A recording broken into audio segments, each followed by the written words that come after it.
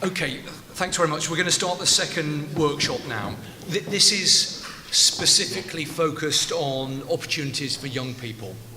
As I've travelled around the country, I've spoken to many people, and as a Shadow Culture Minister, as a constituency MP, as a dad, I'm completely seized by the value that young people get from interaction with the arts and with culture, whether it's children singing in a choir, whether it's playing a musical instrument, whether it is the opportunity to go and visit a museum or meet with an artist in a gallery. I think it's incredibly important in the world in which we live in today that young people get these kind of cultural opportunities. And I think they get a huge amount from that. So I think that's really important. I think one of the things that we're concerned about nationally is the direction of travel from the current government. We opposed the English Baccalaureate because we were very concerned about the implications that that had for the creative subjects within the curriculum.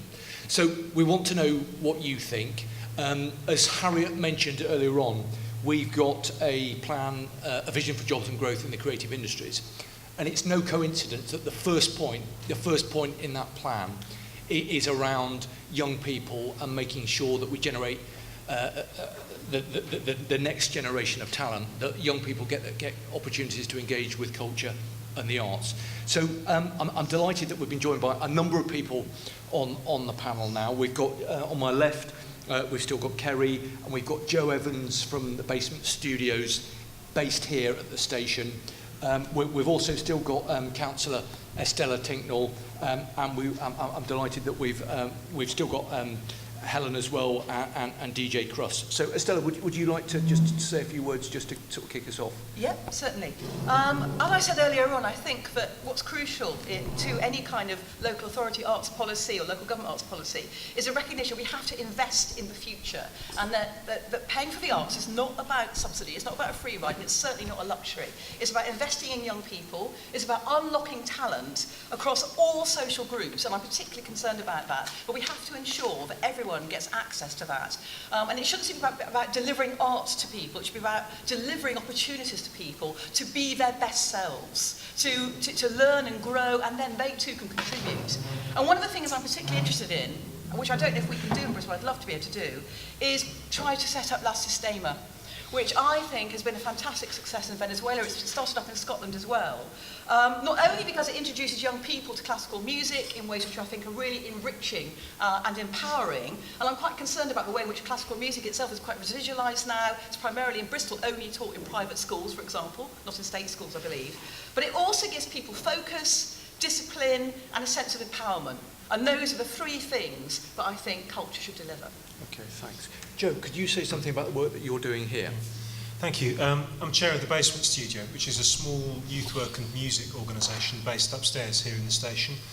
And I suppose, like lots of small music and, well, small arts organisations, we're facing a very turbulent and changeable time in terms of the funding environment.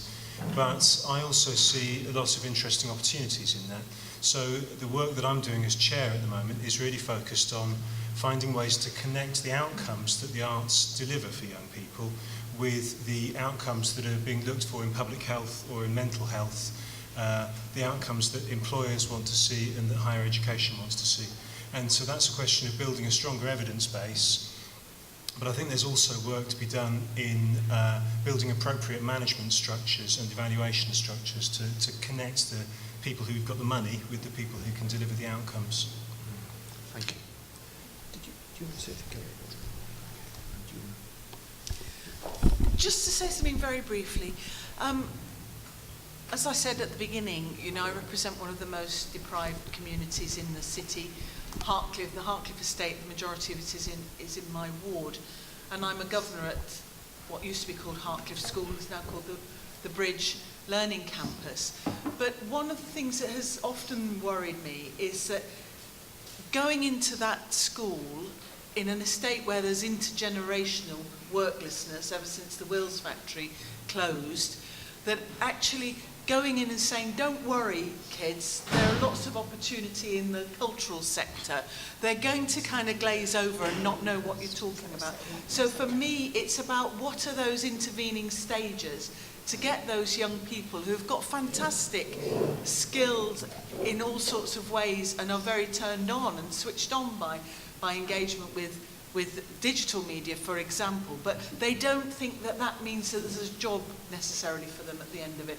So thinking about working with city arts organisations to do that kind of community and education end stuff in order to bridge those stages between where they are now and where the opportunities are for them. Because as I was saying to somebody at the, to Dave Jepson before the session started, that actually those jobs, there's always people from outside who are willing to come into Bristol because Bristol's got that cachet and to take them. But we want some of our own young people to be able to take those jobs. Okay, thank you, Hannah. I'm just going to bring Kerry before we start. Yeah, one of the things I've been pondering on, and when we had the arts debate in Parliament the other day, I sort of mentioned it then, is this sort of balance, because we're very much, here as people who are sort of involved in arts organisations, the tendency is to talk about the role of arts funders, the role of local government, institutions and so on.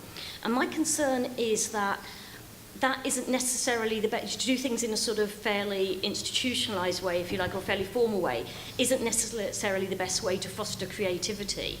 And this is why I wanted DJ Crust to be up on the panel, because he will tell you in a moment about how he sort of was involved in the Bristol Sound setting up, and it was very much, doing DIY type music thing. And what I worry about now, and this is definitely something that the government and the organisations like UK Music that the government speak to, it all seems to be about putting funding into things like the Brit School, which, yes, they produce some incredibly successful artists that sell lots of records, but they're not necessarily the most inspiring, groundbreaking, the sort of acts that go on to influence lots of other people to set up bands. And I think it's just an interesting thing. To what extent do you let, what can we do as a city to let some of the more street level music and art flourish?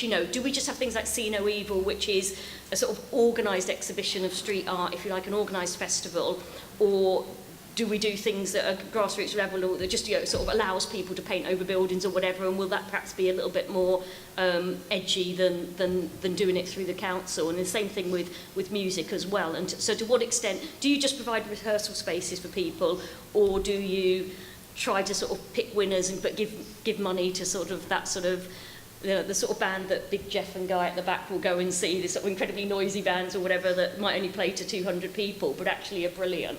Or do you try and find, always, they're obsessed when you talk in these, there was a debate on the creative, the economic impact of the creative industries in Parliament a couple of years ago, and it was just all about money, but the only bands that got name-checked, or the only artists, were Adele and Coldplay, and it was all linked to how many absolute millions of records they sold. And I just wanted someone to stand up and actually be a little bit enthusiastic about the music rather than the money.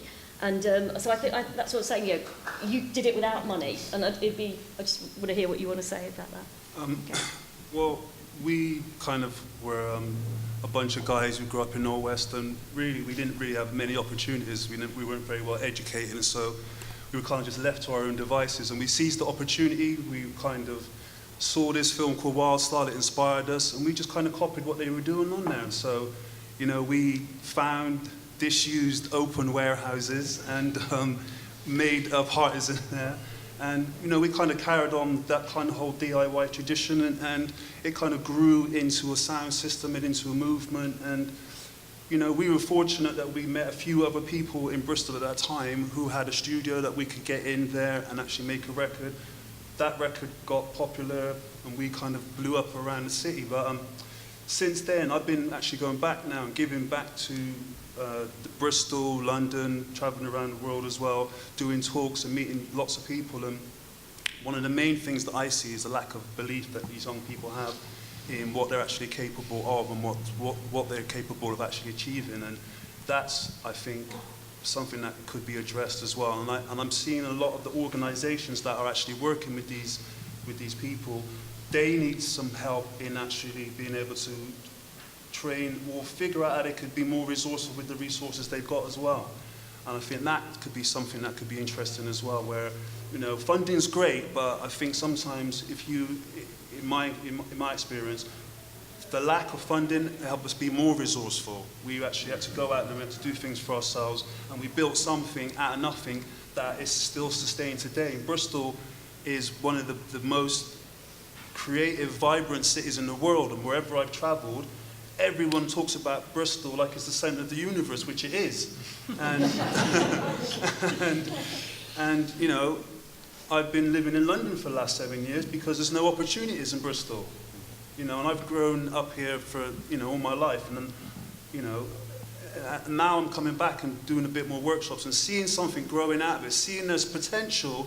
It just needs a bit more cohesion, it just needs a bit more people coming together, it just needs a bit more focus. And I think that over the last sort of 6 or 7 years, for whatever reason, I don't know, it just feels like there's an atom bomb has just been dropped in Bristol and everyone's gone in hiding. You know, and all the parties that were seeding these new creative pockets and these young people coming up, they're hardly there anymore. And it seems like it's, you know, okay, there are illegal parties, but they're breeding talent. Do you know what I'm saying? It's like these parties are breeding talent. Where are these people supposed to get exposure now and to practice their art?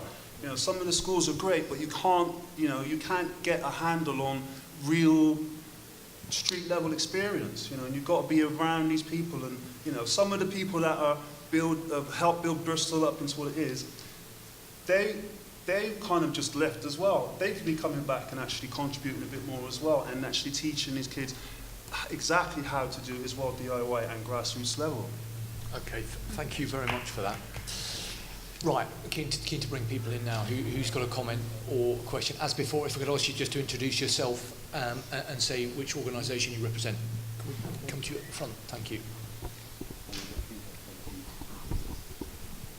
Hi there, I'm Paul Hassan. I'm one of the directors at Ujima Radio, which is St Paul's based community radio station. I think thinking back to what you're saying there, I mean, in another life, I ran a pirate radio station back in 1988 called Emergency Radio. I think I can say that now because the statute of limitations is out on that being an offence of any time. But there we had, going back, we had Wild Bunch, Massive Attack, etc., all these bands on. And I remember the effort we had to spend for almost a year stopping being busted by the DTI, moving from link transmitters to unidirectional transmitters to microwave transmitters, etc., etc. And the amount of resources that went into stopping that was absolutely immense. And when you think that all of that talent that they were trying to kill, basically at that point, or that mechanism that we had back then to broadcast that, actually ended up exporting huge amounts of money. And I think a number of them then were mentioned in dispatches later on by the Department of Industry for bringing trade in, which is the irony of this. So I think maybe there's a salutary lesson there. You need to think about what are you trying to kill in Bristol. There's a lot of good stuff going on, maybe on the fringes of the illegal scene, in terms of the party scene, etc., like that. And rather than try and, obviously the worst thing you can do is go in and try and control it and manage it. That would definitely also kill it. But I think just allow a little space for something crazy and a bit wild to go, which might be a little bit dangerous, but actually brings out the things which are unique. I mean, we've got people like Pinch and Guido on the dubstep scene, which who are actually already known around the world within that genre, basically, and they grew up in spite of any support or funding, basically, and because of it. And again, us in Ujima, we're in St Paul's, we're part of the carnival and all the rest of it. We operate with 200 volunteers, we've got no government money, no grants, central grants coming in, and you know what, we don't want any. I think what we do want, though, is a bit of a level playing field to have maybe access to the opportunities to do service level agreements, so the messages local authorities want to get out maybe to young people with issues, or to voter registration drives. 80% of our listeners don't vote, for example. That just create a level playing field where we can have that discussion and we can do that work for right revenue coming in. But we don't want the money because that will control and kill our independence and stop what we're doing. And I think really that's what's great about Bristol. It is a little bit of that well-managed anarchy kind of thing, you know, Stokes Croft and some of the other areas, and that's something which is unique, so we don't want to kill that at all. But I think a little bit of tweaking, a little bit of recognition that the things that were done in the past to stamp too heavily on the graffiti scene and on the music scene, etc., was actually killing some really good roots that were coming up at that time. And I just hope the new Labour government, should they get elected in the next round, bear that in mind and think about ways they can protect that. Okay, thank you. Can we go to the woman towards the back?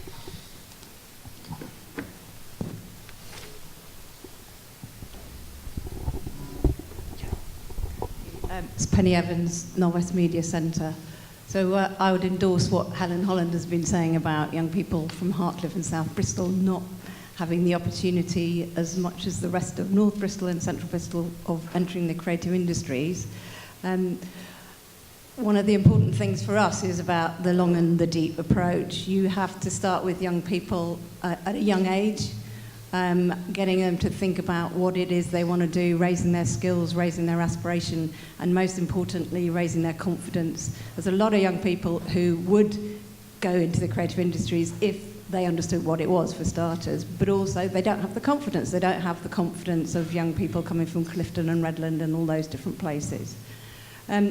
So what needs to happen is there needs to be support for organisations who are working with young people in these kind of areas. We work with IBM, we work with Toshiba, we work with universities, we work with the local schools, and it's really important to work in partnership and collaboration and create an ecology and a place and almost like a living lab where you can come up with new ideas, you can think about opportunities for communities and different ways of working. I've written it down, I've put my glasses on. Yeah, so just one kind of small thing I wanted to talk about was one of the important things we're doing at the moment is thinking about girls and technology. There's a lot of girls who aren't in technology industries at the moment. So how do you shift that and how do you change it? We can do it in lots of different ways. One of the ways you can do it is getting girls to produce mobile technologies and games. So I think we have to take risks, we have to look at the opportunities out there, and we also have to think about how we create sustainability as organisations, and that might be productisation, that might be working with industry, but there's lots and lots of different ways. And I want to go back to what Matt said. You know, the funding system is really wrong at the moment. You know, take organisations like First Light, it's now become the BFI, Film Academy. It's the same thing, that they need to be talking to the organisations that are doing it and supporting them to do the things that they do really well and not have the top-down approach. Okay, thank you.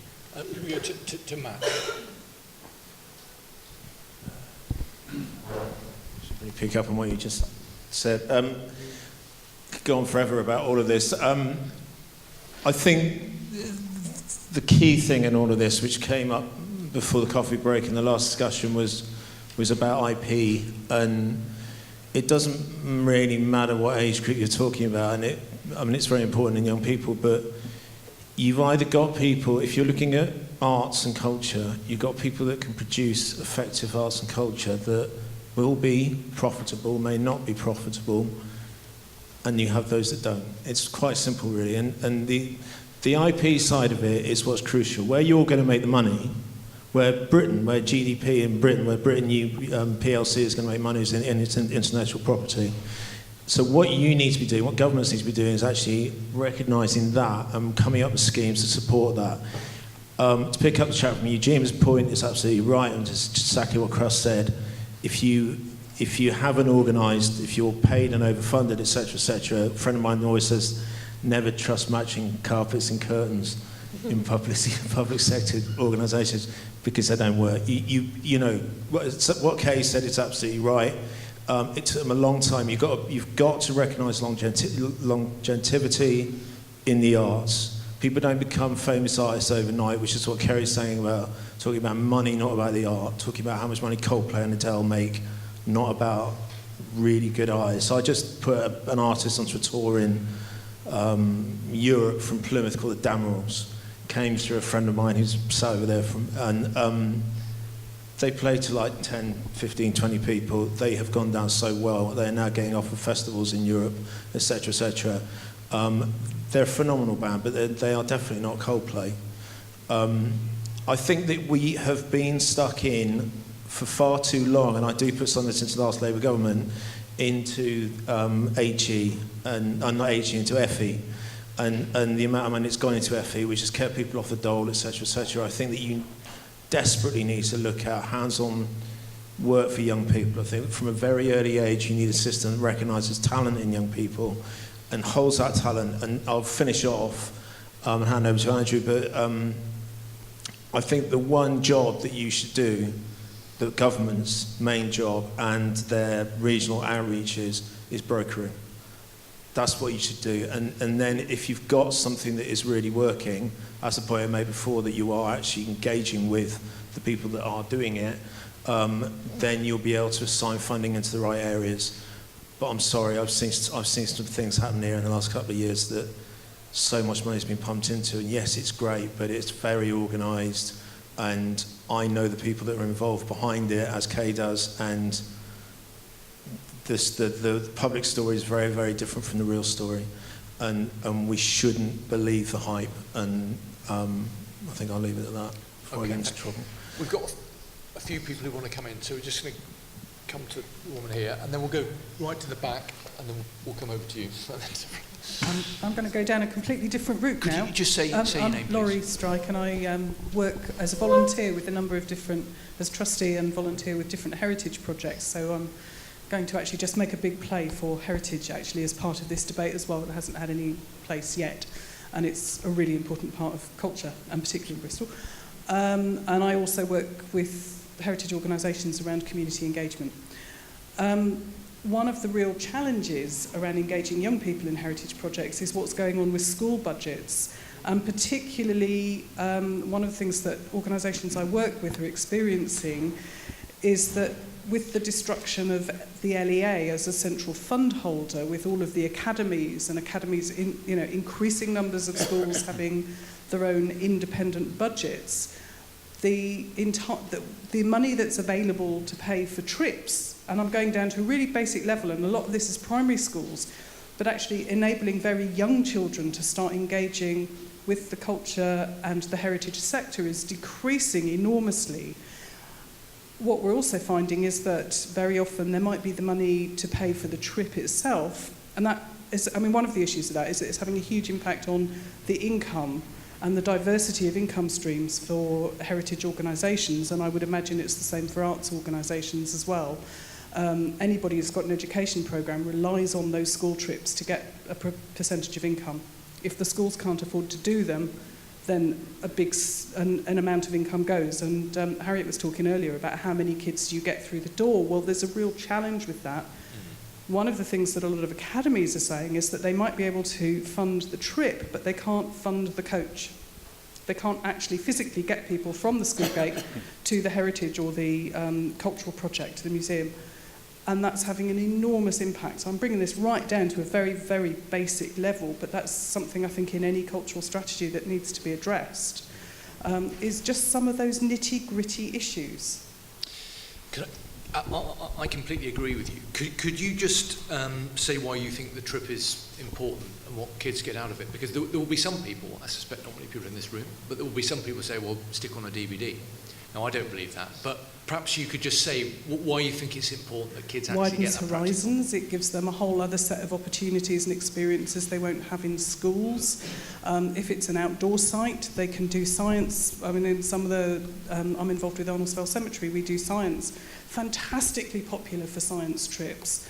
In a way that they just cannot do in a classroom. Any of that the whole learning outside the classroom initiative was fantastic for increasing. It means they get different voices, they get different experiences. Completely, yeah. Okay. I could go on. Can I chip in quickly yeah. there? Just to say that with all of the arts that we're talking about, watching it on television isn't the same as being there and seeing it live. Absolutely. And being there and seeing it live isn't the same as doing it yourself. It's all about getting young people involved in that deeper way of actually participating, rather than simply passively consuming it. So live performance and actual physical trips and actual hands-on experience, I think, is the most important thing. Yeah. This is a very difficult question, but how do you quantify the value of that?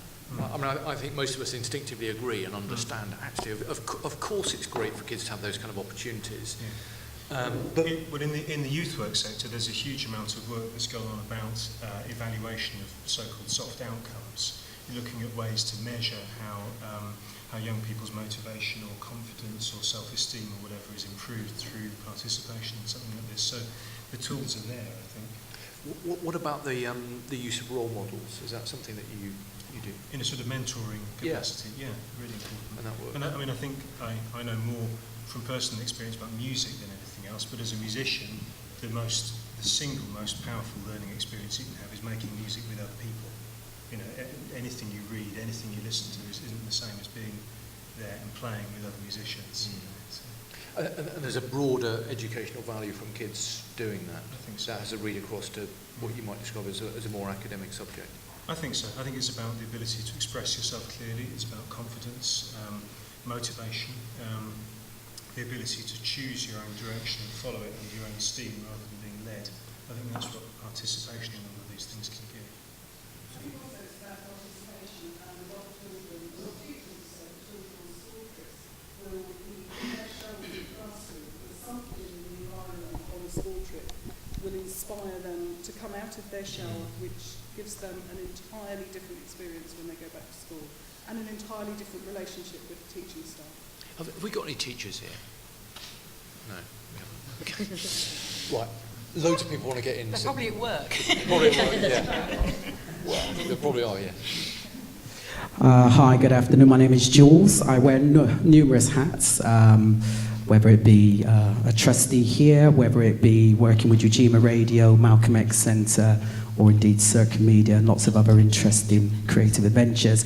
I heard somebody talk about stories and the power of stories. So I'm going to tell you my story. And I know Crust can identify with this because we actually grew up in Norwest together. So that's my first starting point.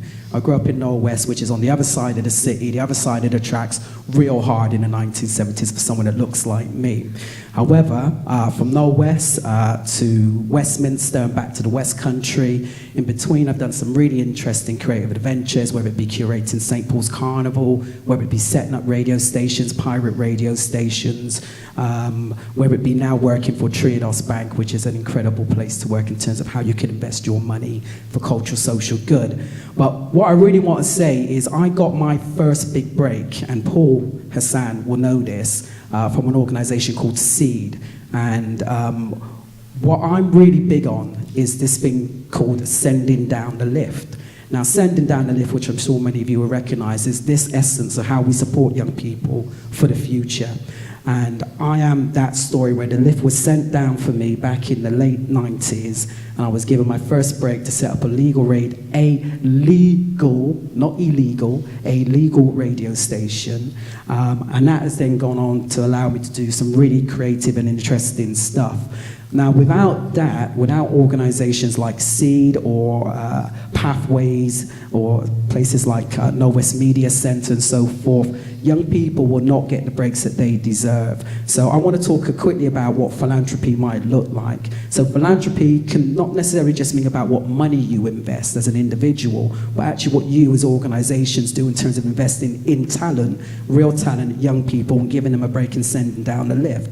And I'm really, really concerned, actually, that not enough of these organizations in here, and I'm going to say it out loud, are investing in young talent. I mean, the first question I would ask is, where is the young people? We're talking about young people. Where are they? School. What does young mean? You know, okay, we've got Sadia here. She's a fantastic young talent, but and this young lady here, but actually, beyond that, we're not really, where are the young people? They're not really here. So for me, that's a real issue, that we're talking on their behalf, but not, and we're talking about what we're going to do with their futures, but they're not here investing in that conversation. So for me, that's a real issue, that we have these conversations without the people that we're talking about being part of that conversation or being involved and kind of directing that conversation. So again, I want to go back to this sense of you, the organizations, not just investing in young talent, but investing in diverse talent as well. Now, I have to say, you know, and I think Crust can identify with some of this as well, it's a real struggle sometimes when your face doesn't fit. If you're a square in a circle, and trying to square that circle in this city, which I have to say is a great city. It's a great city, but it doesn't always invest in its own homegrown talent. Crust is right when he says that actually much of the great things that have happened here in Bristol hasn't necessarily come from a council-sponsored initiative. It may have also come from people just getting off of their backsides and doing something really good for themselves. But I do come back to this sense of urgency that you as an organizations who are charged with the responsibility to deliver these particular initiatives, you have to invest, you have to have confidence to invest in different types of talent, from different places, different faces, different languages, different points of view, and not someone that just looks like yourselves or comes from a familiar position. So that's a challenge that I put out to you as organisations in this city. Okay, thank you.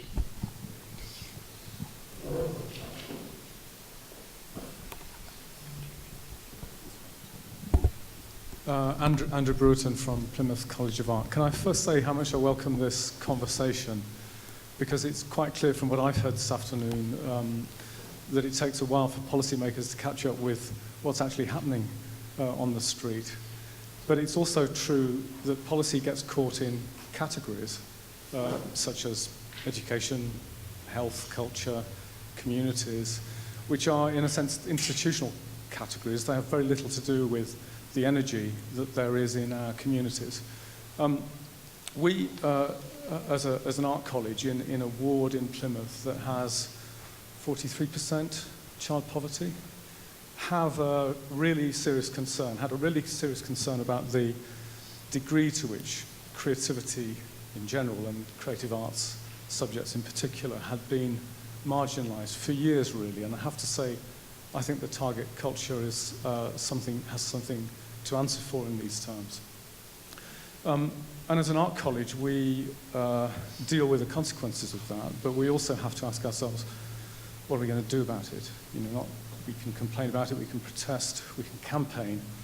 And our response was, well, as an art college, we make things, so let's make a school. And that's what we're doing. We'll open Key Stage 1 of a school, a 4 to 16 through school, in September, in the centre of Plymouth, in an area that doesn't have a secondary school, actually. And this school is going to put creative practice and creativity at the very heart of the learning continuum. And with the college, we'll create a seamless continuum of creative practice and learning from age 4 through to master's level and beyond into the creative economy. I do think that we need projects, pilot projects, things that really work and demonstrate quality, and that, you know, the question, Harriet's question earlier about targets, I think it's the wrong question. The real question is about quality, and all of the data, all of the kind of target fodder, that's just an alibi for something that actually matters a lot more. So I think what we're saying as well is this is a very, very long-term project. We don't just want to create a new kind of school, we want to create new kinds of students. And that's a 20-year project, even, you know, just to get off the ground. When I'm 73, I might, if I'm lucky enough, get to the graduation ceremony of the first arts graduates that as 4-year-olds go to our school in September. Can I? That's very interesting. When you said putting creativity at the heart of the curriculum, could you say a bit more? What does that actually mean? What does that actually look like? How's that going to work? It means that creativity isn't something you do on a Tuesday afternoon. Actually, it's fundamental. Ai Weiwei has this wonderful phrase in that little black book he just published. He says, creativity is part of nature. It can only be untaught. It can only be untaught. And I think practitioners in just about every subject, maths, science, will tell you that they work in a really, really creative field of human knowledge. And the idea that students have to distinguish between the arts and science is ridiculous. Okay, thank you. We've got quite a lot of people trying to get in, and we're running fairly short now. So could I ask for people to be reasonably brief, so we can get everybody... Hello, I'm Councillor Paul Bull from Exeter City Council. I'm also an arts practitioner. I'm a sound designer. I want to try and help you get people to heritage places, to theatre culture. Many councillors, certainly in Exeter, we have ward grants. We give up to £300 for projects. I have funded a school to go up to the Northcott. I'm looking with David to try and find ways of getting artists, theatre artists, into schools. So there are other ways. I don't want us as politicians to have just boxes that say money for culture. I want it to be throughout our whole being, so that we don't have to face the cuts that Newcastle have to face, severe cuts because of the cuts coming from national government. It needs to be the heart of everything we do. Thank you. Right, come down to the front. Hi, just in terms of access for young people to the arts, Bristol was one of 5 cities that was part of a project called Gallery 37 Plus, which ran about 3 years ago now, which is a really successful young people's apprenticeship model. I'm happy to see that the Creative Employment Programme is back running again, but I'd urge you just to look at that model of Gallery 37 Plus. In Bristol, we worked with 80 neat young people aged 16 to 24. We got 60 of them got a level 2 accreditation, which for at least half of them was the difference between them going to college or not to continue. And we also had work placements and continuing work for 20 of them. So these were young people who weren't engaged, didn't have a route in. We gave them introductions, we gave them the language, which I think is quite often a real barrier for people. And just very quickly, I wanted to make the point about the tail wagging the dog in terms of the infrastructure, health and safety requirements, all of the bureaucracy that goes with the arts. I'm involved with St Paul's Carnival as a board member, and the cost in terms of event management is so much higher than the cost of our actual artistic content. Similarly, a project which I won't mention, which happened just around the corner from here twice, cost 250,000. The proportion of budget that went to artists went to the actual artistic element of that, 60,000. The rest is on bureaucracy and red tape. So You're talking about See No Evil. Yeah. It's big street art. Yeah. So just don't let the tail wag the dog. We need to keep the arts at the top.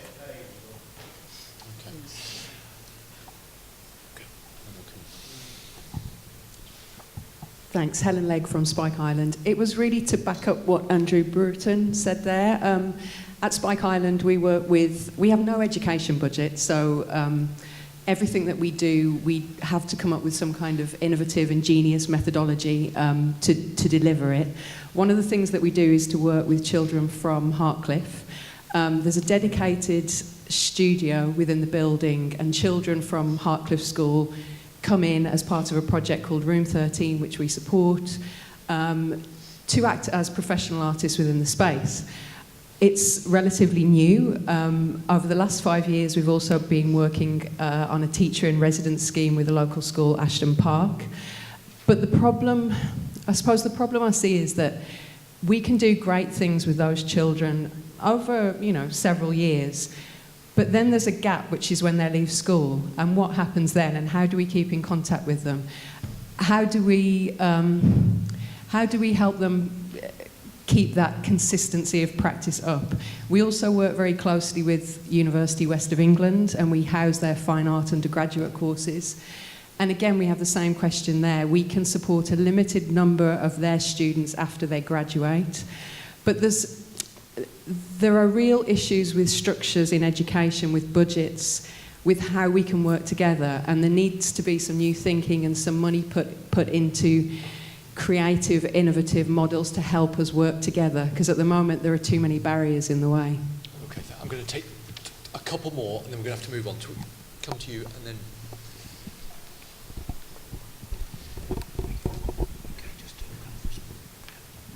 So just to add to what I think a lot of arts and heritage organisations do that maybe schools and other more formal educational establishments don't do. You can learn the theory in a classroom, but here we have young people doing the tech, the lighting.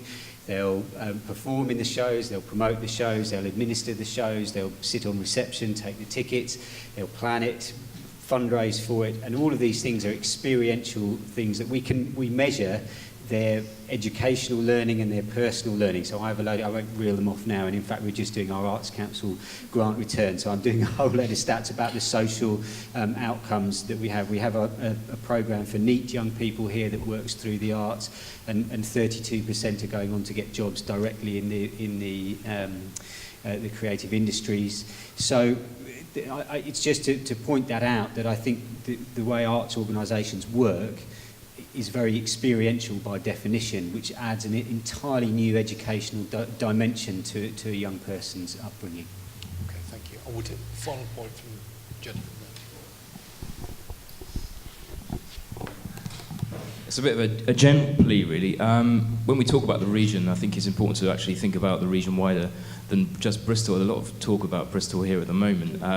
There is a danger of replicating what you're talking about in the kind of metropolitan areas of London versus the rest of the country, and I think that we see that definitely in this region. I think as if we will all benefit from a richer scene across the region, you know, Bristol as well will absolutely benefit from that. So if you want to be representative of what's out there, I mean, the rural economy obviously struggles at times. It's not to say that there's a glass ceiling there for people who want to access arts and culture. It's hugely important for horizons and actual opportunities going forward through life. So I think that you need to look across the patch, right down to Cornwall and across, and not just the tendency to focus on Bristol and then things kind of falling off from there west. Thank you. Okay, thank you.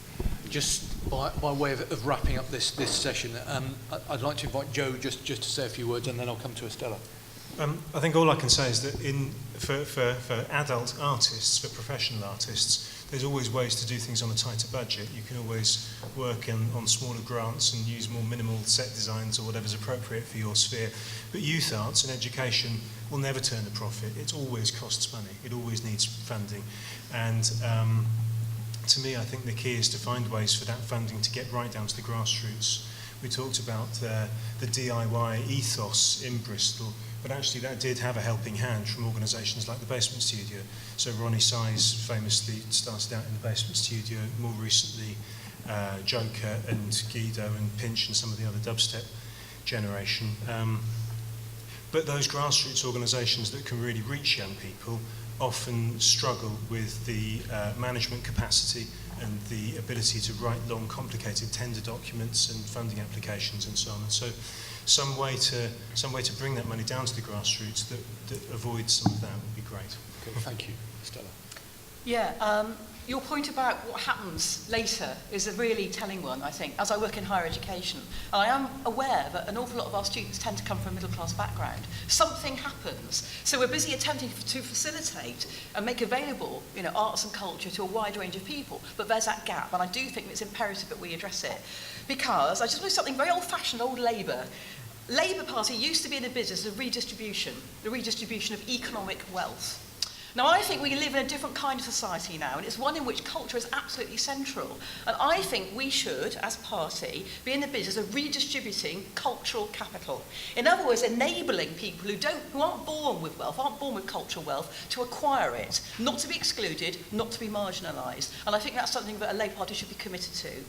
But I don't think we should go down the route of quantifying pleasure. How do you quantify pleasure? How do you quantify enrichment? You know, that seems to me that way madness lies. You know, we have to find ways in which we're not micromanaging the experience, we're facilitating it. We're making it possible for someone like you to do what you want to do.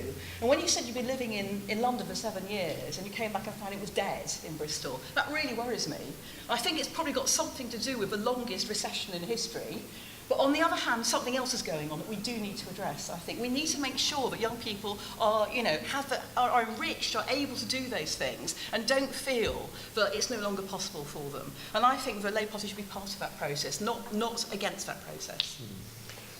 Well, I hope and I think that we are. And I think what I've heard has reinforced my view that culture and creativity should be front and centre of our curriculum.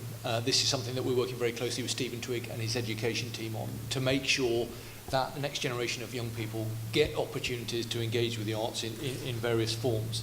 And I completely accept that a key element of the offer that we put to the electorate in our manifesto in 2015, from a cultural point of view, will need to be precisely how we are going to encourage and develop that. So I think from my point of view, I'm very grateful to all those people who've contributed and to the panel, and I think that's been a very useful debate. Because the clock is ticking, we now need to move seamlessly into the final workshop, which is arts and culture in the regions. So if I could ask Phil to come up to the stage, that would be much appreciated. The reason that we are, thank you, the reason that we are looking specifically to focus on this, because as Harriet said earlier on, a key element of the work that we're doing is looking to support and work with local authorities outside of London, because we know and we understand that there's a huge interest, a huge appetite for culture and the arts outside of London. Now the reality is pretty significant cuts have been made to DCMS and to the Arts Council and to the cultural budget, and that's significant. But perhaps even more significant are the cuts that have been made to local government around the country. The reality is that local government has an incredibly important and influential role to play in the context of culture in the arts in the regions. So what we're trying to do is work sensibly and practically with local authorities around the country, and we've set up something called the Creative Councillors Network. And that is a mechanism by which we engage with councillors who are making very difficult decisions, because we should be under no illusions that it is an extremely difficult time in local government. So the challenge for us is to make the case nationally, to work with people locally, to explain why it is important to continue to invest public money in some of the activities that we've been talking about, and the value that individuals, that communities, that towns and cities get from that. So this final phase of the debate is to really focus on how we do that, what local authorities can, what practical measures can local authorities do to work with cultural organisations in their area to support the work that they're doing. I think to kick us off, can I come back to you? Is there anything you'd like to say from a kind of sort of a local authority point of view? Well, bearing in mind we're not in power in Bristol, no. And I'm here to learn, actually. I want to find out what you need, I guess, and how we can facilitate that at a local authority level. So I don't want to kind of preempt what anyone's going to say. Only to say that when I wrote this policy document a year ago now, the whole point of it, the whole premise on which it was written was how we do more for less, if you like. How we think creatively, constructively, laterally about what we do with the city of Bristol. Not about spending lots of money, but finding ways in which we enable people to, for example, moving across the city. So you get a cultural organisation, one bit of a city, advising one in another part of the city. How do we facilitate that? So people learn from each other, and you cascade that information down, to use a horrible bureaucratic term, but you know the kind of thing I mean. So it isn't all done from the centre. It doesn't all involve spending lots of extra money on bureaucrats. It's actually finding ways in which people can support each other. But I'm not talking about making people do the job of professionals. So I think that's something you do have to be very careful about. We're not asking people to take on jobs which used to be done by paid professionals. Because what people have said about the costs involved, bidding, those kinds of things, that actually requires a lot of experience to do that. Ordinary people I know from my own experience with neighbourhood partnerships don't necessarily have the resources or skills to do that. So we need to think very carefully and creatively, I think, about this. And I'd just like to hear from people what they need from us. Okay, thank you. Clearly the role of the Arts Council is incredibly important. So Phil, perhaps could you say a few words about the work that you're doing, the challenges that you face? Yeah, so just a few points from an Arts Council point of view, and critically the same question that Stella raised just there. What can the Arts Council do that is most useful to you as organisations? That's something I'd be really interested to hear. 3 or 4 points which have just reverberated sort of through the course of the afternoon. Stella talked earlier about how do we redistribute cultural capital. That's a really interesting challenge. When Harriet was talking earlier about the London versus the Bristol spend, which are slightly questionable figures, which I'm happy to have a conversation with about later. So 21 quid in London per head. 10 of that goes in London, but 10 of it supports London-based companies who tour outside. So it's a bit of a dubious figure, but I did some Bristol figures, and I reckon of every 5.5 million we spend each year in Bristol, we spend about 5 million in the constituency of Bristol West, including the city centre and everything. We spend £500,000 across Bristol East, Bristol South and Bristol North West. That raises a question for me, which is, what's the challenge then? Do we open up Bristol West better to the people across Bristol, or do we redistribute that money more effectively across the city? What are the choices we should make? And I think that's something I'd really like to hear about. The second thing then, there's an issue for me about talent development as well. So why does so much money go to London? Well, there's a vicious circle, isn't there? So a lot of people, when they graduate or sort of whether they're new and emerging talent or whatever, they go to London because it is what you do and it is where you go. And that causes funding and investment to be concentrated in London. So how do we build bulwarks outside London? I think Bristol's doing quite well as a bulwark against London. You don't have to go to London, you can go to Bristol if you are aspirational, because you will find communities of creative and interesting people with common cause to you. But then what if you're in Exeter? What if you're in Truro? How do we ensure equitable spread of resource to support talent development? That's a big one. And also there's a subset of that. So Helen talked very, very powerfully about the important role of higher education and how universities can be allies for the cultural sector. That's great, that's really important. But also I'm really concerned that the idea that you somehow need to be a graduate to engage and pursue a career in the cultural and creative industries is beginning to gain force rather more than it should. So how do we create equitable routes into the workforce through not necessarily going to university? That's important too. The last thing I want to say really is about local authorities, local enterprise partnerships. What sort of partnerships should we build on the ground to best support the sector? How do we give local authorities like the Bristols, the Exeters and the Plymouths that believe in culture and believe in investing in culture, how do we give them heart over the next few difficult years? Do we put more effort into places like that, or do we put more effort into places which have exited or are exiting arts funding in the hope we can turn them around? Where should we spend the time and effort? Okay. Those are my questions. Good question. Right, now over to you. Yes. Could you just wait for the mic? Could you just say who you are? Thank you, and then I'll come. Yeah. Hi, I'm Caroline Barnes, and I'm from Take Art, which is one of 2 NPOs in the whole of Somerset.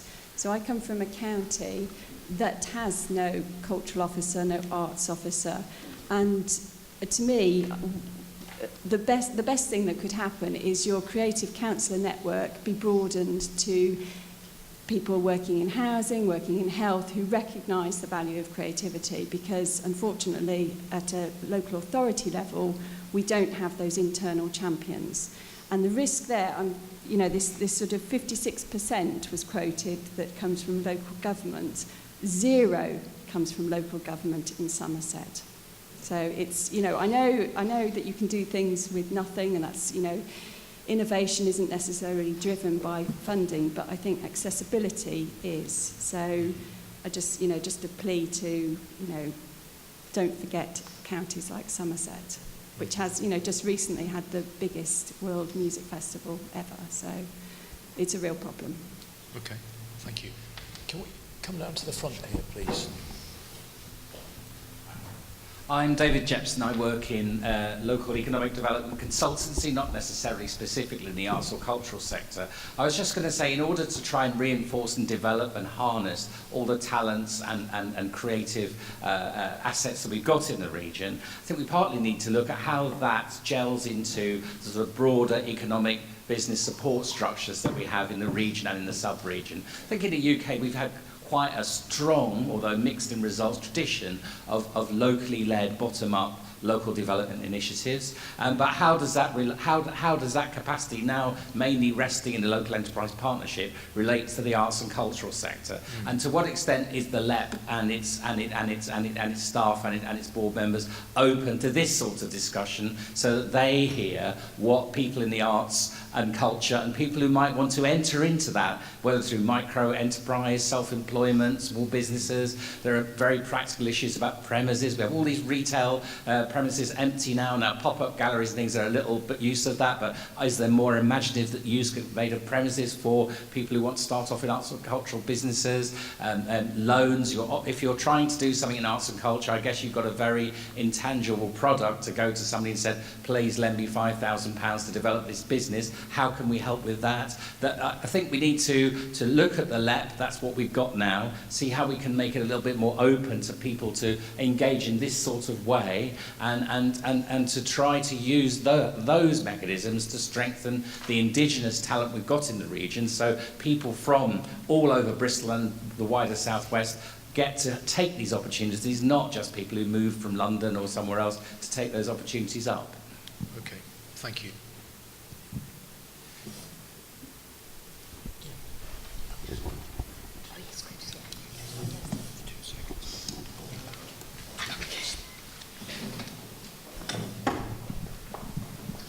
Thanks. I'd just like to support what was said about the relationship between arts and cultural activity, but other aspects of local government, health, education, communities. If we make these artificial distinctions, we often overlook some of the most interesting things that happen in arts practice, which are right on the border of one kind of discipline and another kind of discipline. So I think the school project I was talking about earlier is a community rejuvenation project. It's as simple as that. It is that from the outset. And we already have infrastructure that can be repurposed or can be re-energized in all sorts of ways that I think can have local impact. And the issue about the region, I think, is a really interesting one. When I was on the Arts Council Southwest, I knew that in the northern tip of the region, you're closer to the Scots border than you are to the furthest southwesterly point. So what the region is, as opposed to what communities need, I think that they're two slightly separate questions. Can I just make one point also that Harriet asked us a question earlier, which was about critical mass. And I think it's not necessarily what size organisation you have to be in order to afford a fundraiser. I think the more interesting question is how do very small organisations access expertise? And what kinds of organisational structures do we need to develop in order to support independent practice? We are looking at bespoke mutual models to try to create a community of interest in Stonehouse and Mill Bay in Plymouth that includes an art college, includes a school. It might include a Arts Council funded organisation. It will certainly include independent artist-led groups. One thing that local authorities, I think, need to think about is how they talk to independent practitioners as opposed to the established organisations in their domain. Thanks. Okay. Right, I'm going to bring in a couple of people towards the front that haven't spoken yet, and then there's a couple of other people there. So you've got the guy on the left, yeah, and then the lady next. Dan's just had to pop out to do Radio Sheffield, by the way, in case you wondered where he got to. He will be back. Wow. they're dying to know what's going on here, up in Barnsley. Okay. Right. I just wanted to kind of second, in some ways, some of the comments that have just recently been made. And for me, living in Bristol since '94 and becoming more of an artist since, well, during that time, I think the role and perception of City Council is something which my colleague earlier had said seems very much focused around major festivals and pushing resources into there. And it was unfortunate to hear of councils which are exiting arts funding altogether. Because I think that the role of central arts organisations, central statutory provision and offices is quite pivotal, and I'd like to see that revived but refocused in some ways around building partnerships, and building partnership between arts and business, and also building partnerships between arts organisations of different scale and size. And also I think that that also for advocating for the arts, because I think one of the things is I've recently been involved in writing dramas, sketches for the NHS and for UWE, University of West of England, for anyone who doesn't know. And those have been part of different projects around sort of creative facilitation and so on. One of the issues is that organisations don't necessarily understand what is required, what artists' needs are, what rates of pay are. Quite simple things, but also sometimes quite conceptually quite large. And although it is great to think that we need to enlarge our understanding of the role of arts across the board in science and so on, it is not the most immediate leap. And in a sense, making the case for the arts at at a sort of across the city, across departmental level, across different institutions, can perhaps be made quite well centrally by a refocused arts team. Thank you. Can I just ask you before, this thing about partnership working, I mean, it seems to me that in Bristol, quite a lot of people in the arts world know each other or know of each other and that, but do people work together in the way they should do? The comparison I always make, I've been an MP in Bristol for 8 years now, but another city that I know reasonably well is Manchester, and it always seemed to me that Manchester was much better at pulling together. You had characters like Tony Wilson that really bridged that divide between the establishment and the counterculture, and there just wasn't that sort of us and them type element. Whereas in Bristol there seemed to be a lot more of that. There seemed to be a lot of the resentment. You had Stokes Croft versus Clifton, to put it at its most extreme. But there doesn't seem to be that sort of all coming together. Some of it is conceptual rather than, I think, adversarial. That, for example, a partnership that is generated at the offshoot of a project has a very different kind of relationship between something in which you invite someone to sit at the table to something that's been well established from the get-go. Some of it's around different kinds of arts, but it's having the space to have that conversation in the initial, having forums in which those things can occur, I think, which is perhaps as valuable, if not more valuable, because I think that's the game changer. To realise, for example, Paul Hassan across the table with Ujima, which is a huge audience and a huge resource, and I'm working at Trinity on a number of different projects, and realise, of course, that we can use radio for drama and for other purposes as well. We're talking about training young people. Well, many people aspire to television and TV production as their first port of call when thinking about involvement in the media. But of course, more realistically and much more accessible is local radio provision. So in some ways, it's about reconceptualizing, but it's also having forums to be aware of what we each other do, because if you're too busy pursuing the sort of the nitty-gritty of survival, then that space for imagination, empathy, recreation, conceptualization gets lost. Okay, wow, okay, right. If I go to you, and then we'll bring Paul back in, and then I've got, right, okay, you, and then Jeff wants to come in. Okay, actually we'll do, right, I've got the order sort of in my head. Let's do around this table first, but if people could keep it, we've got about a quarter of an hour, 20 minutes left, so people could keep it fairly brief, but yeah. Thank you. Yeah, we'll try and keep it brief. I'm Councillor Rachel Sutton. I'm Deputy Leader of Exeter City Council, but I'm also an arts practitioner, and I am Chair of the Board of Villages in Action, which is one of the rural touring organisations of which the South West is blessed, because I think the last count there were 9. So I would echo some of the things that people have said about the nature of the region, and Helen talked about the cost of 2 people getting in from the outskirts of Bristol on the bus to actually access the arts.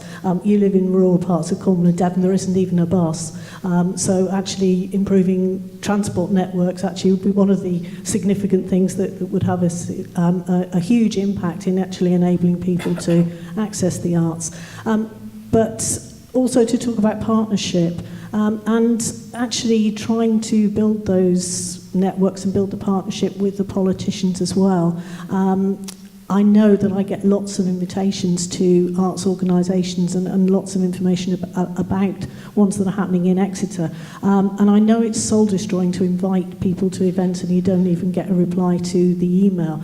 That I really would encourage arts organisations to carry on inviting the local patch councillors and the people with influence on the local authorities to actually come to your events, because even if they don't come to the events, some of them will clock that information and will actually use it, and particularly with a rural organisation like Rural Touring, which is dependent on the support of a number of shire district councils, which are cutting back.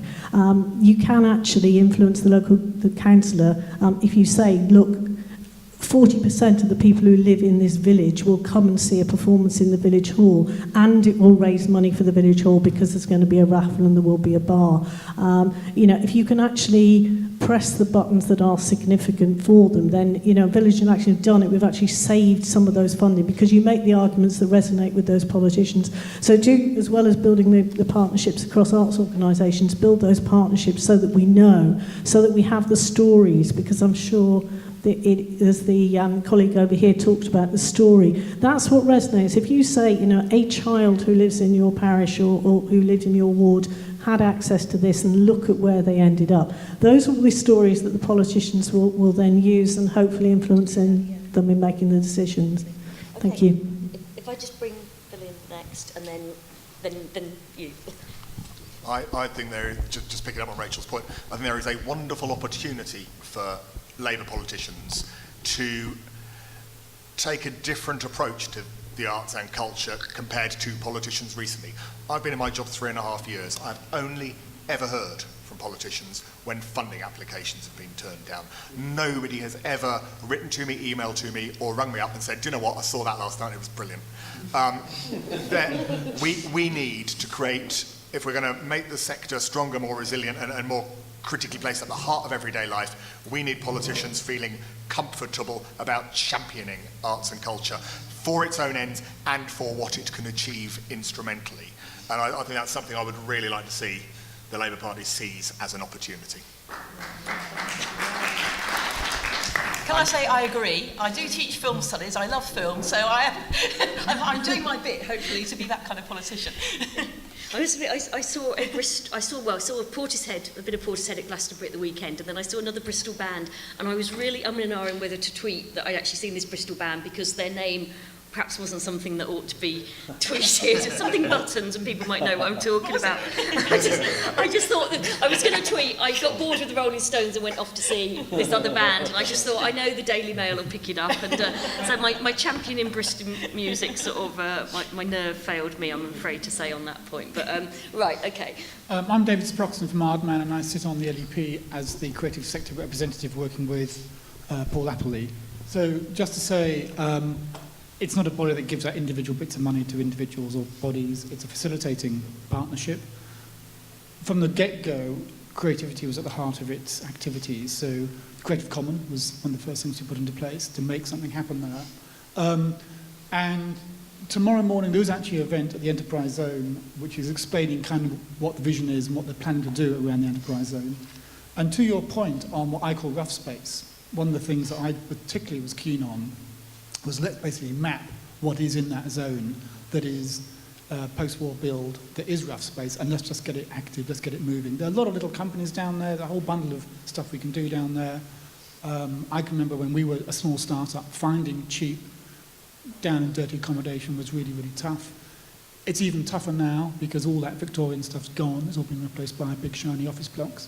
And there's a real need, as we found at Ardman, where we've actually sublet a lot of what we call our old building to a whole bundle of small startups at a very easy come, easy go contract and a very simple rent. And we think, there's a lot of demand for that. So at the heart of what the LEP is doing now, and again, to the point I think was made over here, it's a long burn. My take on the LEP is 25, 30 years to get going what we need to get going. The whole thing from young kids all the way through, what the answer to the question about what's the point of taking kids on school trips. It was a trip to a science museum which inspired me at about the age of 8 to think what you could do with lighting and the emotional impact of lighting, which led on to what I did. So the impact came 20 years later. That's the big issue. Measuring the impact at the point of activity is much less significant than measuring the impact 15, 20 years later. So those of you that are interested in the LEP, if you haven't signed up, come to this event tomorrow morning. It starts at 9:30. Be there for 9 for tea and coffee, and all will be explained. Can I just ask, actually, with this enterprise zone for the creative and digital industries that's been created around Temple Quarter, Temple Mead, say, how many people in the room have had any involvement, have been consulted on what they want to see there? Like that. So there's some, but my concern was when it was announced that the zone was going to be there and that it was going to be focused on that. I actually think it was the right choice, but it was such a rushed decision for, not because of the fault of anyone locally, but it was just the way the government did it. and there was a real sort of lack of consultation. I think we really need, you know, before things start. Yeah. Everything was very rushed, and Yeah. there was no movement because actually the government didn't know what the was going to do. No, exactly. So we even making that went along. I think 4 or 5 potential zones were identified. It's 5 or 6. And a bunch of us said, look, Bristol is a creative city. These zones have got to be around people. You can't make Avonmouth a centre for creativity. It's got to be somewhere people come. And the area around Temple Meads was an area of new development that had been identified. That's the one you have to pump on something. And actually, I think it's a good decision. No, actually, as I said, I thought the right decision was made. It's all about, it's got to be people focused. It's all about people and employment and how do people together, where the football's going to be, can we get Bristol involved? And it's a kind of, not an instant decision, but a pretty good decision. Yeah, no, it was, as I say, I think that the right decision was made, but I do think going forward, you know, when we start filling in the detail of what's going to be there needs to be a much wider consultation.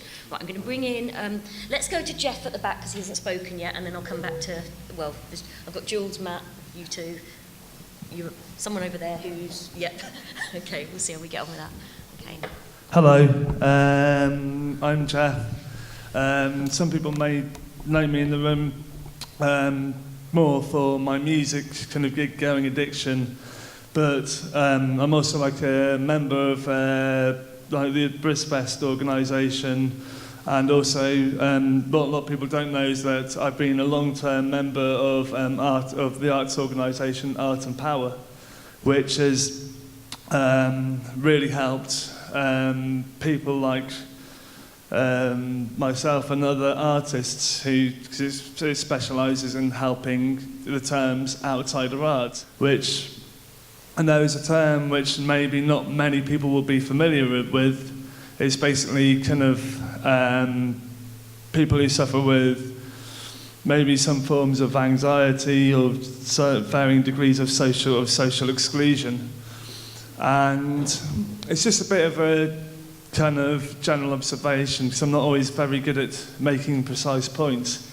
But I've always found that, because I was born also with very creative parents, that basically, if you're given even just the basic tools, and just telling people that you can do what the hell you like with them, that's an incredibly, you know, self-motivating and powerful thing to do. And that sometimes when people ask me about what do I think of creativity, I just sometimes tell them, look at this building. If we didn't have, you know, kind of creative thoughts, would we ever have buildings? No, we'd probably all still be kind of living in massive holes or caves or somewhere. And I also think that it's a sense of independence. Whether you're looking at it musically at the moment, Bristol has got some really exciting things happening, especially with the more guitar-orientated stuff like Howling Owl Records, who are actually funded by a couple of guys from a band called Spectres, who were originally from North Devon, who moved here, and they basically saw the potential of what Bristol already had, but then actually united it under one roof and said, hey, look, this is what we're going to do. We're going to start this record label because we really like this band, and so basically we're going to start putting out various limited 7 inches, and so that instead of bands like the aforementioned one, which I can't mention because of the expletive, instead of having to move away from the city, they've actually been drawn more towards Bristol. And that, basically I just generally find that if you're going to encourage creativity, just give people the basic tools. So whether it be paint, musical instruments, or I don't know quite how to put it in, or whether it be, just like kind of sculpting things. That's just my opinion. I think, we've got about 5 people that we all spoken before. I don't know if you want to stay at the back, Ben, to save you jogging around. So there's Jules and there's Matt, and then we've got 2 here and the guy at the back. So. Hi, good afternoon again. I just want to make 3 really quick points. The first one is earlier we touched on philanthropy. I want to talk about the art of philanthropy. Working for Triodos Bank, I don't know how many of you heard about it. This is not a plug, this is just a fact. Triodos Bank is all about promoting social, cultural and environmental good.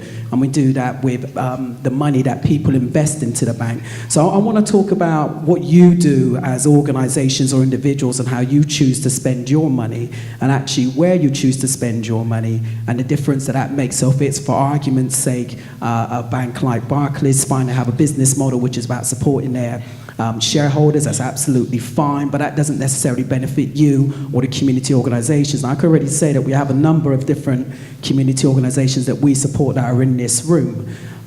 So I know that we directly invest into arts, culture, whether it be a variety of different ways. I also want to talk about the art of opportunity.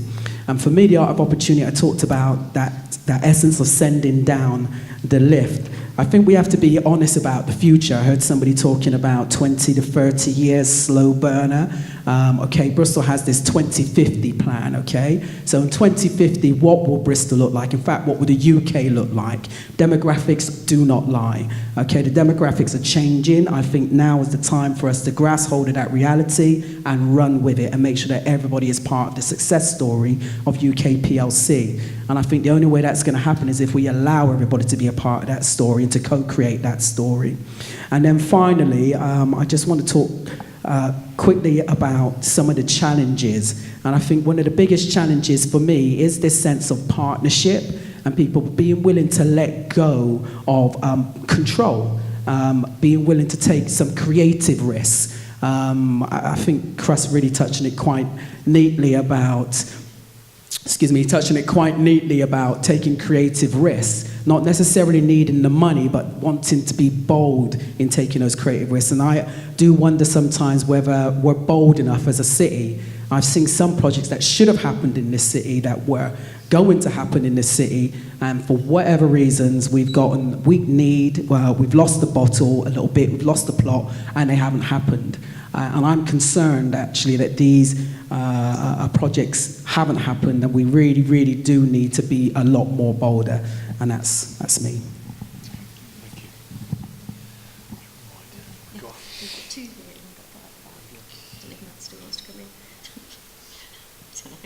You choose, Ben. Oh, right. Sorry. We'll go here. Hi, Derek from Pavilion Dance Southwest again. Just very quickly, I would plead with people to think horizontally rather than vertically.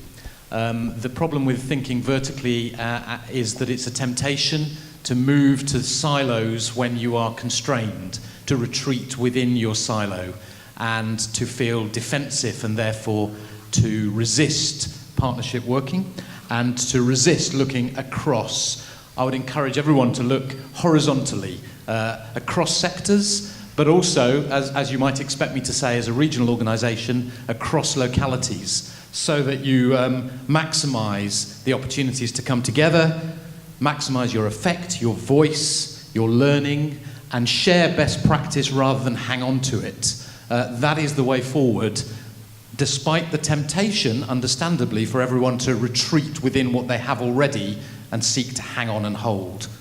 Thank you. Okay. You're allowed to do Matt next, Ben, because he's not going to talk for very long, he says. Just Claire Doherty from Situations again. I guess to answer Phil's question about what do we need, this is both to Arts Council and to local authority. I think we need an in-depth knowledge at policy level about how rich ecology evolves. And I think that has to be now within a culture that's no longer about destination. I don't think it's about buildings necessarily. I think culture is about experience. And I think that's what we've heard this afternoon. It happens in all sorts of places, in all sorts of ways. So an in-depth knowledge about what does this ecology in Bristol require might include something like how do we support and fund charismatic people and agents to evolve in this place? at all sorts of levels. It's often down to individuals that extraordinary things occur. So how do we nurture that? How do we fund those people? How do we move money from places where it's not working? How do we put money into places where there's energy and dynamism and new ideas and inspiration? And how do we tell the stories more powerfully? So I would like to help the Arts Council and local authority with my colleagues to explain how that ecology evolves so to really understand the pathways to careers.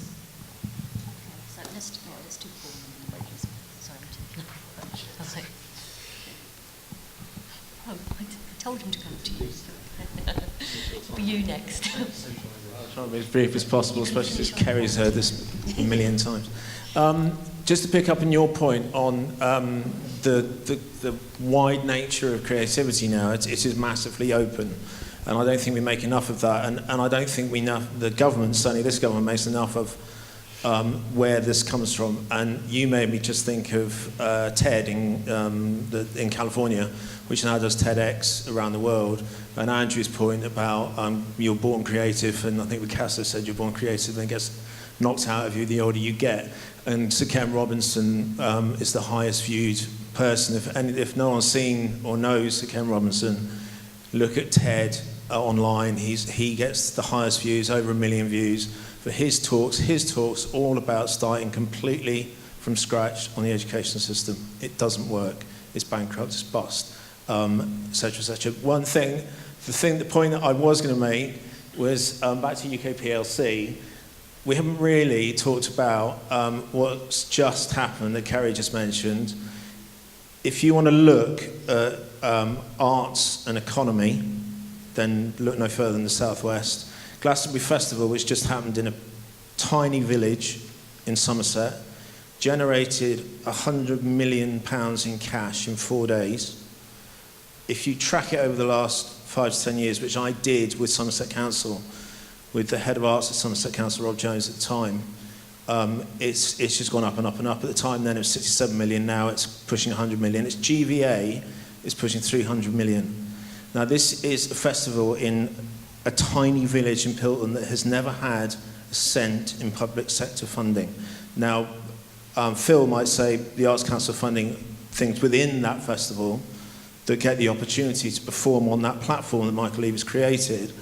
I have spoken to Michael Eavis about this, and he doesn't want any public funding. He's never had any public funding. He said it would kill the whole thing if he had public funding. But what he did say to me was that nobody from Somerset County Council or Mendip District Council, other than giving him the licence, has ever spoken to him about his success. And nobody from the government and nobody from the Arts Council has actually just phoned up Worthy Farm. Once you phone up Worthy Farm, you get Sheila on the end of the phone. There's only 4 of them in the kitchen. That is Glastonbury Festival. That's how it works. But everyone thinks it's massive. It's the biggest outside broadcast for the BBC. It is viewed by billions around the world. But people don't go. The government don't go, and the local authority don't go. And what I try to broker with Michael and Emily for Rob Jones, and this is the irony, which I'm going to leave it with, but for Rob Jones, who's head of culture at Somerset County Council, was a meeting with the Eavises, who were quite happy to meet and have that conversation. We then changed governments. 100% of the arts budget in Somerset was cut. Rob lost his job as the head of arts at Somerset County Council. That conversation went, that meeting went, it all went. So Glastonbury, as we've just seen, that hasn't stopped.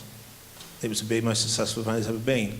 So we need, again, it's just going back to understanding what UK PLC actually really is. It's understanding the fact that it comes from individuals, and it's understanding where public sector funders can actually work more effectively, and it's looking at the future generations.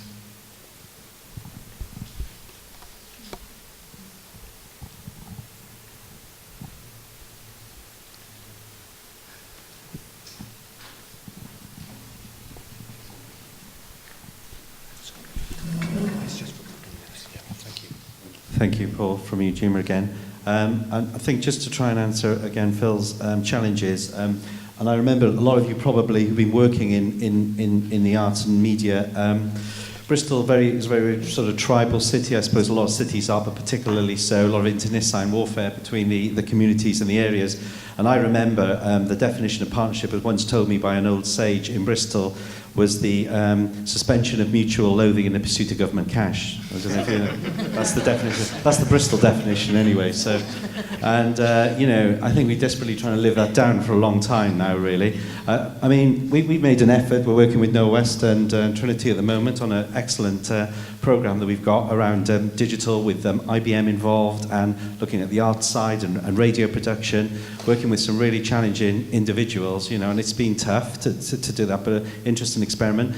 Again, Edson working with, I don't know if I'm breaking any secrets or anything in terms of possible radio soap operas, online soap operas, looking at issues within the inner city, trying to create in Bristol what they've done so successfully with Brookside in the past in Liverpool and Coronation Street in Manchester, to say something iconically Bristol. So we're working on those, and that's all about the difficulty for all of us, I think, to an extent, is we're also small, and the smaller you get, paradoxically, the less time you can spend doing the partnership, because we become more and more involved in keeping the organisation going. So it's creating enough space, and gentleman said something about horizontal looking around you. I think that's dead right. So we're trying to do that more and more. So in terms of the challenge for Phil, or something for Phil and the Arts Council to look to, I think there's two things really. One is there's a brilliant report written by Sam Thompson, who was the chair at No West and a UE academic, around looking at other models for how we can start to engage with really difficult young people.